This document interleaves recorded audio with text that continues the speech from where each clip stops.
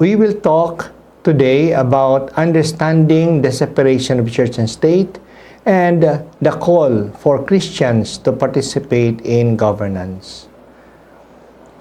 The separation of church and state is often used to protest when religious leaders denounce government policies and government officials as they do injustice and oppress the people.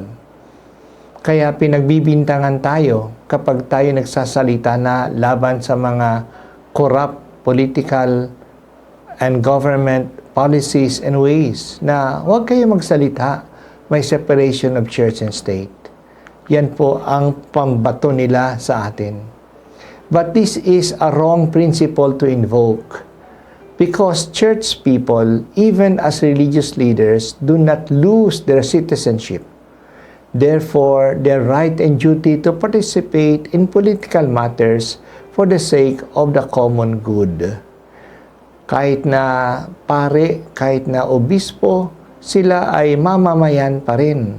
At bilang mamamayan, mayroon silang karapatan na makiisa sa pag-uusap at sa pagsasalita tungkol sa politika. Besides, it is within the mandate of the church to proclaim what is good and to denounce what is evil, wherever these may be found. The doctrine of separation of church and state, in fact, has been laid down for the government in order that it may not favor one religion over the other and should treat all legitimate religions equally. Yan po ay hindi para sa simbahan, para yan sa gobyerno upang hindi nila paboran ang anumang state religion at hindi magkaroon ng state religion at hindi nila panghihimasukan ang mga doktrina, ang mga gawain ng simbahan. Hindi yan para sa simbahan na hindi makialam. Yan ay para sa gobyerno na hindi sila makialam sa gawain ng religion. It also means that government officials and policies should respect the internal governance and policies of all religions as long as they do not create any public harm. Ito pong separation of church and state, yan po'y lumabas sa US noong itinatag ang United States of America. Marami po sa mga Amerikano ay pumunta. Marami po sa mga Amerikano ay mga migrants mula po sa Europa, mula sa Germany, mula sa England, mula sa France, na sila ay persecuted ng kanilang gobyerno dahil sa iba ang pananampalataya nila. Kaya pagpasok nila sa New World, sinabi nila hindi na makialam ang gobyerno, ang pamahalaan sa mga gawain ng mga religions. Kaya ginawa nila ang separation of church and state. Kaya po'y pagbawal sa state officials na makialam sa mga doktrina at mga pamamaraan ng mga religion. This principle has been laid down in order to assure the freedom of religion of everyone. Each citizen has a right to join any religion and to practice it according to its teachings. So, yan po ay nangyayari. Bakit po ganon na ang mga Kristiyano ay may karapatan na makiisa sa mga pamamahala ng pamahalaan?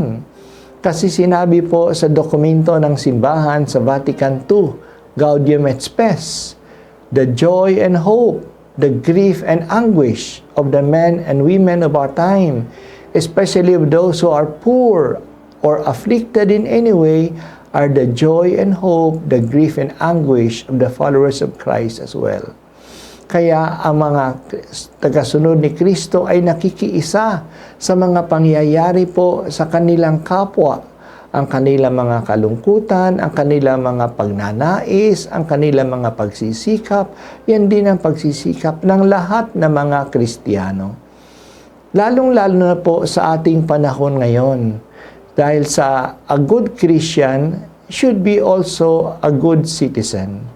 Hindi tayo maaring maging good Christian na hindi tayo good citizen.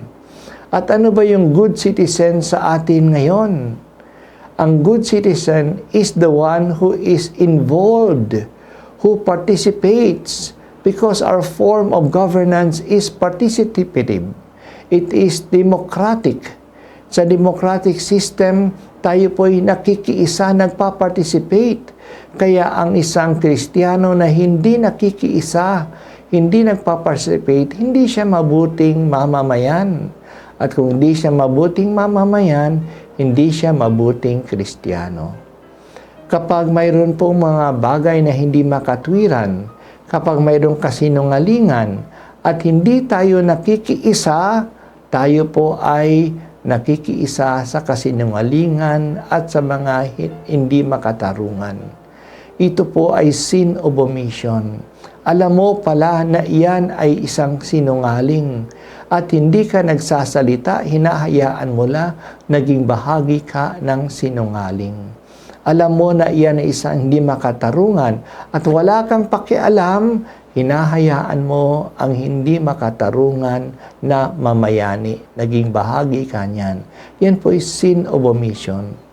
Kaya ang bagay po na pinag-uusapan dito ay hindi kung maging involved o hindi. Ang bagay na pinag-uusapan dito is how to be involved. Paano ka maging involved sa pamamahala sa ating sistema ng gobyerno. Kaya sinabi po ni Pope Francis, a good Catholic doesn't meddle in politics. That is not true. That is not a good path. A good Catholic meddles in politics, offering the best of himself so that those who govern can govern well. Kaya hindi yung walang pakialam, nakikialam ang mabuting Katoliko upang ang mga pinagkatiwalaan na binigyan ng kapangyarihan na mamahala sa atin ay mamahala ng mabuti. Kaya pinagpatuloy niya, sabi ni Pope Francis, none of us can say, I have nothing to do with this, how they govern. No, that is not responsible. He said, I am not responsible for their governance. I have to do the best so that they govern well. I have to do my best in participating in politics according to my ability. Kaya hindi tama na magsabi, I am not responsible for their governance. Ay dapat nga tayong makialam upang sila ay mag-govern, sila ay mamahala ng maayos. At makikialam tayo depende sa ating abilidad o kaya sa ating katayuan. Kung ako'y guro, may karapatan ako bilang isang guro. Kung ako'y estudyante, bilang isang estudyante. Kung ako'y isang manager, bilang isang manager. Ngunit ako'y nakikiisa sa maayos na pamamahala sa ating bayan. Pagpatuloy po natin sa sinabi ni Pope Francis, what is the best that we can offer to those who govern? Prayer. That's what Paul says. Pray for all people and for the king and for all in authority. Nagdadasal ba tayo para sa mga namamahala sa atin?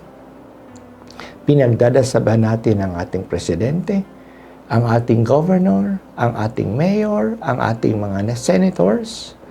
Kuminsan, tayo ay nagrarally laban sa kanila. Pero bago tayo mag-rally, ipinagdasal ba natin sila? Kaya sabi ni Pope Francis, a Christian who does not pray for those who govern is not a good Christian. But Father, pwedeng sabihin, how can I pray for that person? That person who has problems, who is corrupt. Kaya sabi ni Pope Francis, pray that that person might convert. Kahit na siya ay makasalanan, gumagawa ng masama, pray. Mayroon pa namang conversion na siya ay magbagong buhay. Ipagdasal natin. Pero dapat tayo makialam. At sinabi sa Evangelii Gaudium ni Pope Francis, responsible citizenship is a virtue and participation in political life is a moral obligation. May obligasyon tayo na makiisa, na makisangkot sa political life. Kasi we are responsible citizens. At hindi lang yan si Pope Francis, ganun din ang sinabi ni Pope Benedict. Sabi ni Pope Benedicto, siya ay nagsasalita sa mga obispo ng Paraguay. A big part of the vocation of Christian lay people is their participation in politics in order to bring justice, honesty, and defense of true and authentic values, and to contribute to the real human and spiritual good of society. The role of the laity in a temporal order, especially in politics, is key to the evangelization of society. Hindi po tayo nag-evangelize lang ng mga individuals. Nag-individualize din tayo ng institution, ng politics, ng business, ng education, ng entertainment. At dito ang may tungkulin na gumawa nun ng pag-evangelize ay ang mga lay people. Kasi nandoon po sila. Nandun sila sa larangan ng pamilya, ng politika, ng business, ng entertainment. Kung nasaan sila, dalhin nilang mabuting balita. Kaya ganun din ang lay people, nandun sila sa politika, kaya bahagi ng kanilang evangelization is to participate in politics in order to bring about justice and the defense of goodness. Christians should not shun the world. They should engage with it, but in their involvement in politics and economics should transcend every form of ideology. Yan po sinabi ni Pope Benedict. Ang ating participation sa politika ay para sa katotohanan, para sa common good, hindi po sa ating ideology. Na yung mga leftist, ang kanilang pakikito ayon sa leftist ideology. No, ang rightist ay sa rightist ideology, hindi ideology ang sinusunod natin. Hindi po ang mga aral ng mga ideologues ang sinusunod natin. Ang sinusunod natin ay aral ni Kristo, aral ng katotohanan. Yan po ang ating pag-participate upang ilabas ang katotohanan. According to Pope Benedict, Jesus' word, render to Caesar what belongs to Caesar and to God what belongs to God, means that the Messiah was not Caesar and Caesar was not God. This is a caution against both politicization of religion and the deification of temporal order. Tandaan po natin, hindi magkapatay ang Caesar at ang Diyos. Kaya kung ano ang sa Diyos ay ibigay sa Diyos at ang Caesar, ang politics, ay bahagi din ng Diyos, ay saklaw ng Diyos. Kaya sila ay dapat sumunod din sa mga aral ng Diyos, sa plano ng Diyos. Hindi sila pantay ng Caesar, ng politika. Christians render to Caesar only what belongs to Caesar, not what belongs to God. Kaya ang ating unang allegiance ay sa Diyos, hindi po sa Caesar. Kaya ano po ang role ng simbahan to bring about a just social order? Ano ang role niya? Ito po yung sinabi ni Pope Benedict naman sa kanyang dokumentong Deus Caritas Est. The Church has to play her part through rational argument. And she has to reawaken the spiritual energy without which justice, which always demands sacrifice, cannot prevail and prosper. So dalawa po ang kanyang gawain, is to rational argument, ipakita sa logic, sa argument, ano po yung tama, ano po yung ayon sa common good. And also, not only na maliwanagan sila, ngunit mapalakas ang kanilang loob to have that spiritual energy to work for what is good. A just society must be the achievement of politics, not the church. Kasi ang larangan ng politika ay gawain ng mga politiko, hindi ng mga simbahan. But the promotion of justice through efforts to bring about openness of mind and will to the demands of the common good is something that concerns the church very deeply. Pero kailangan tayong i-promote ang justice. Ang justice na nakukuha sa pamamagitan ng sama-samang pagtapa sa saliksik papunta po sa common good at upang hanapin natin ang katarungan. Yan po ay involved ang simbahan dyan. Politics is unhealthy if it strives on conflict, escalating it to increase the power of influence of the middleman politician. Healthy politics is when it strives to reconcile people for the sake of the common good, in which the mediator politician sacrifices himself or herself in favor of the people. Sinabi po ni Cardinal Bergoglio, bago siya maging Santo Papa, Pope Francis, ang tawag niya sa mga politician ay middleman politician, mediator politician. Kasi siya naman ay pinamahala ng taong bayan. Ang taong bayan ang nagbigay sa kanya ng kapangyarihan. Hindi naman directly galing sa kanya yan. Kaya dapat ang hahanapin niya ay ang common good, ang ikabubuti ng taong bayan, hindi ng kanyang sarili. Kaya dito po makikita natin ang role ng religion. Religion has a role in political debate, not in providing concrete political solutions, which lies outside the competence of religion, but to recall to society the objective moral norms as the basis of justice and just society. So, ang religion po nagbibigay nagpapaalaala ng moral norms. Ano bang susundin ng morality, ng tama at ang mali? Pag-a-apply nitong tama na ito ay gawain ng politicians in order to bring about just solutions, in order to bring about political solutions. Gawain ng politicians. Pero ang religion, nagpaalaala, ano yung tama, ano yung mali? Kapag mali, yan ay pinupuna para hindi po maipagpatuloy. Dahil po dito, sinabi ni Pope Francis sa kanyang encyclical Evangelii Gaudium, the Church's pastors, taking into account the contributions of different sciences, have the right to offer opinions on all that affects people's lives, since the task of evangelization implies and demands the integral promotion of each human being. Kaya may karapatan ang mga pastor ng simbahan, ang mga pari, ang mga obispo na magsalita tungkol sa mga bagay na naapektuhan ang mga tao. Kasi bahagi po ng evangelization is the good of the whole human person. Ang evangelization, ang pagtanggap ng mabuting balita, ay iyan po ay nagpo-promote ng kabutihan, ng kaunlaran para sa buong pagkatao. Kaya dapat magsalita ang mga leaders ng simbahan kung ang mga polisiya, ang mga pamamaraan, nagdadala ba ng common good o hindi? Mabuti ba o hindi?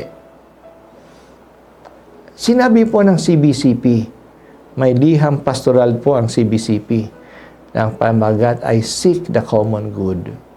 In our country today, the checks and balances of in the government are being undermined. So far, the Senate is the institution in the government that is holding out as our country is inching towards a total control. It is very crucial, therefore, that we elect candidates who are principled, courageous, and who have the common good as their main concern and not their own political interests. Kaya mahalaga na ang mga politicians natin, lalong-lalo na sa Senate o kaya sa Congress, ang kanilang hinahanap ay ang common good. Naglilingkod sila para sa kabutihan ng pangkalahatan at hindi sa kanilang political agendas. Kaya napakalaga ang pagboto. Kasi sa pagboto natin, pinagkakatiwala natin ang pamamahala sa atin, sa mga taong binoto natin. Sila may karapat-dapat na pagkatiwalaan ng pamamahala. Marunong mo silang mamahala para sa ikabubuti ng lahat at hindi lang ng kanilang sarili. Kaya tuloy po tayo sa CBCP letter. We encourage our voters to be very discerning in their votes. Let the lay groups engage in discernment circles to help one another know the candidates well and choose the candidates with the common good of the whole country in mind and not according to what the candidates promise, much less according to what they have received from these candidates. Kaya paalaala at parang hindi nagsawa ang simbahan ng pagpapaalaala na boboto tayo sa mga kandidato na ang nasa program nila ay kabubuti ng bayan. At hindi mga kandidato na nangangako lamang na walang nangyayari sa kanilang pangako. Lalong-lalo na hindi tayo boboto dahil sa tayo nakatanggap sa mga kandidato. At sa ating panahon ngayon, may ginagamit ang mga kandidato para mabigyan tayo. Yan po yung mga ayuda. Ayuda kuno, tulong kuno sa atin. Pero sa totoo lang, binibili na tayo ng kanilang mga ayuda. Huwag natin ipagbili ang ating tungkulin na magboto. Kaya nga, participation in politics for Christians is not just to be limited to the non-partisan involvement. Christians are also encouraged to engage in principled partisan politics. This means that they can engage the campaign for the common, for good candidates as an exercise of the Christian faith. Kasi una po, may mga taong nagsasabi na hindi na tayo makialam. Politika yan, hindi yan simbahan. Mali yan ang hindi makialam. Pangalawa, may nagsasabi, makialam tayo pero sa non-partisan involvement lamang.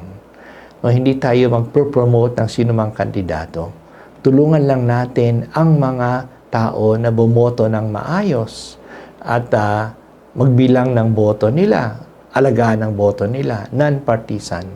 Pero ngayon po sinasabi natin, pwede din tayong mag-participate in a partisan way, partisan participation. Ibig sabihin, pwede tayong mag-promote ng mabuting kandidato, mangampanya sa mabuting kandidato para may mga mabuting taong uupo sa pamahalaan.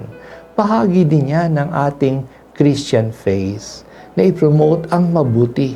Kaya kapag nakita natin isang tao ay mabuti, pwede natin siyang ikampanya para po may mga mabubuting elemento naman sa kongreso natin.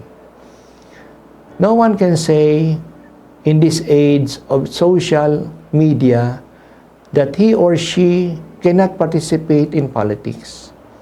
Each of us can let our voice be heard and be part of the national conversation by posting our views, but with great respect for others and with the end of advancing the truth.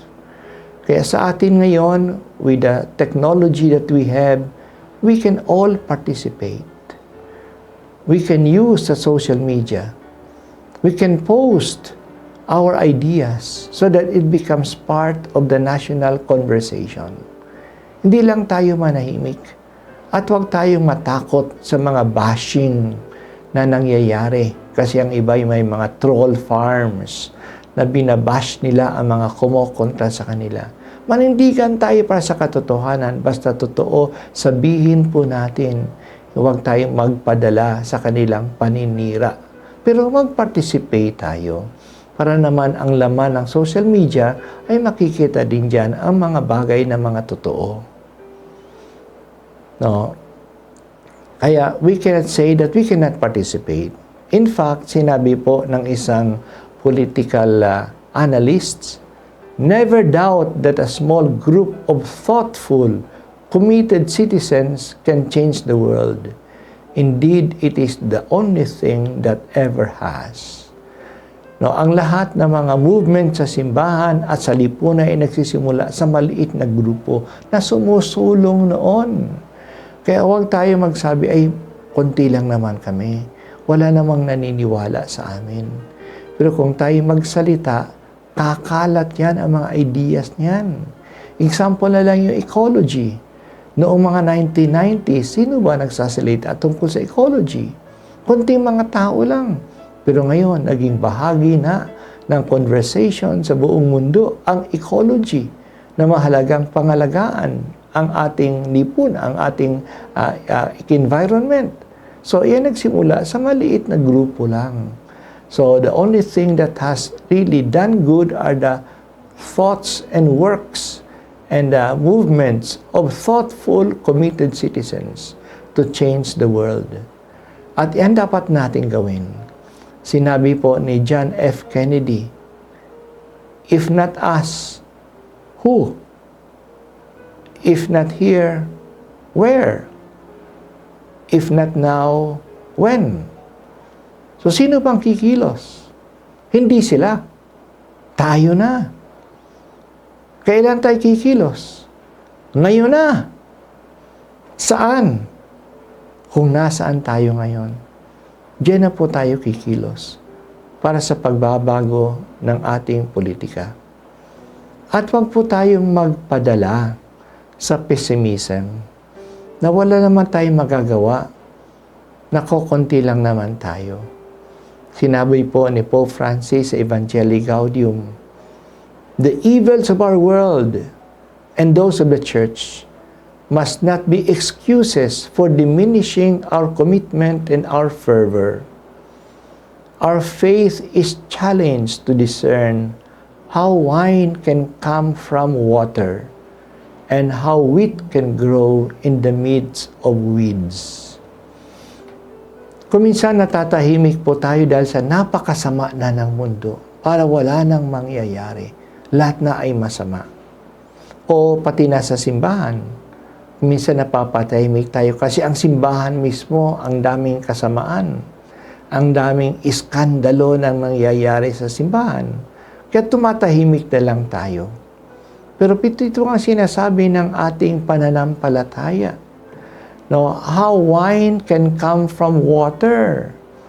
Yan yung first miracle ni Jesus sa Cana of Galilee, that the water was turned into wine because of the request of Mary in order to make the feast continue because they lack wine. Nilagay sa kamay ni Jesus ang request na yan ay may nangyari. Patuloy ang kasiyahan na nangyari po sa Cana Galilee. At ganoon din po ngayon ang sinabi ng ating pananampalataya, how wheat can grow in the midst of weeds. Naalaala natin yung talinaga ni Jesus na nagtanim ng trigo ang may-ari sa kanyang bukid. Pagdating ng gabi, dumating naman ang kaaway at naghasik ng mga damo. Kaya tumubo yung damo at ang trigo. Pero sinabi ng Panginoon, hayaan mo nang tumubo sila ng sama-sama. Madadating ang tag-ani at sa panahon ng pag-aani, hihiwalayin ang damo sa trigo. So, huwag tayong matakot na may mga trigo, na may mga masasamang damo sa paligid natin. Patuloy tayong lumago. Dadating ang harvest. Dadating ang paghihiwalay. At malalaman kung sino ang tama at sino ang mali. Huwag tayong magpadala sa kanila. One of the more serious temptations which stifles boldness, according to Pope Francis, and zeal is defeatism, which turns us into disillusioned pessimists. Nobody can go to battle unless he is fully convinced of victory beforehand. If we start without confidence, we have already lost half the battle and we bury our talents.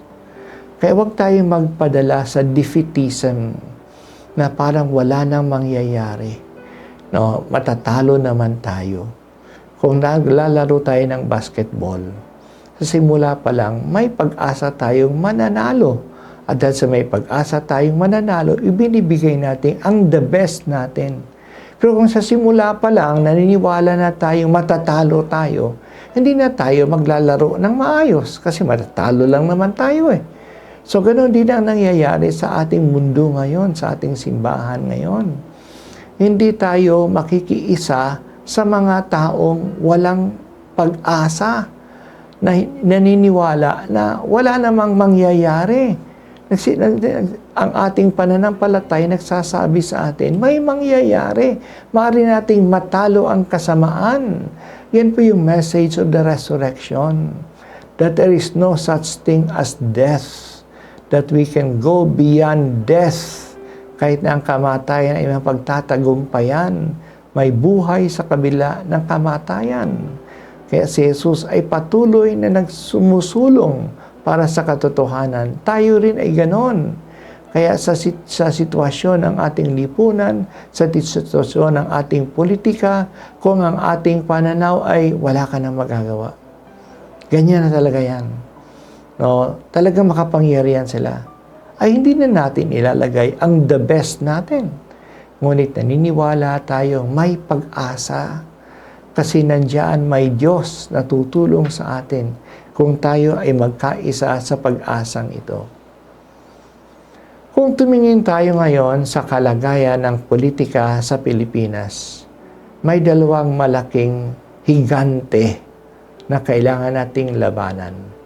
Pero matutumba ang higanteng ito kung magsikap tayo. So alamin natin ano yung higanteng ito. Ang isa pong higante ay ang political families. Powerful political families. Electoral control by dynastic political families is rooted since American colonial times, which legitimizes the economic and political power of provincial elites. Nagsimula pa yan ng panahon ng mga Amerikano na kanilang pinag-promote ay ang mga powerful political elites ng mga probinsya. Many of the powerful people who trace the roots from the ascendancy from colonial era. And the time, sino-sino yon?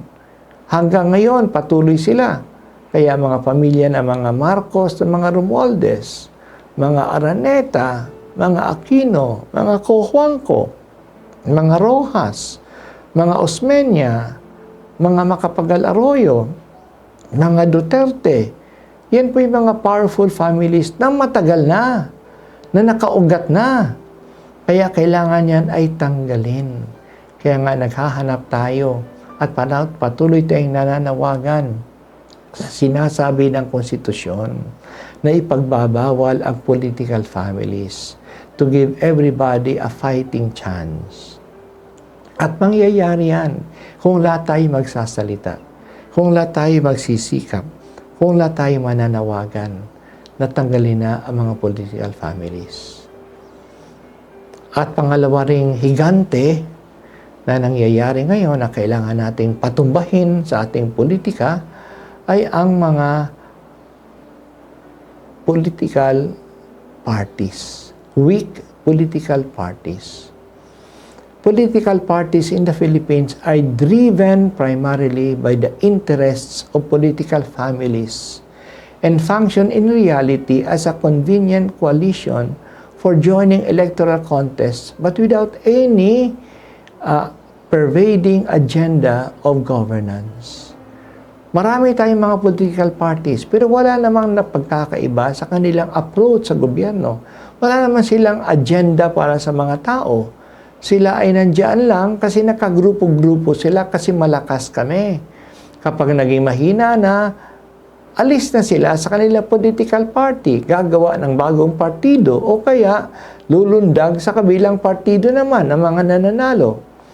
Thus, parties are distinguished from each other not by competing or alternative governance visions and policies, but by competing families and allegiances organized according to and for the elections.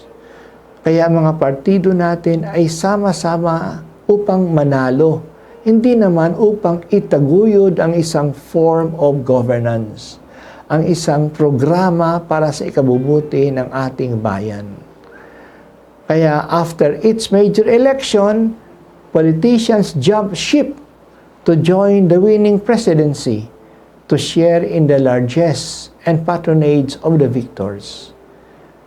This is political quote-turnquoteism or political butterflies. Tulad ng mga butterflies na kung saan may bulaklak ay nandoon sila, pero wala silang direksyon. So yan po yung dalawang kahinaan ng ating sitwasyon ng politika sa Pilipinas. Ang entrenched political families at ang weak political parties na kailangan pong labanan.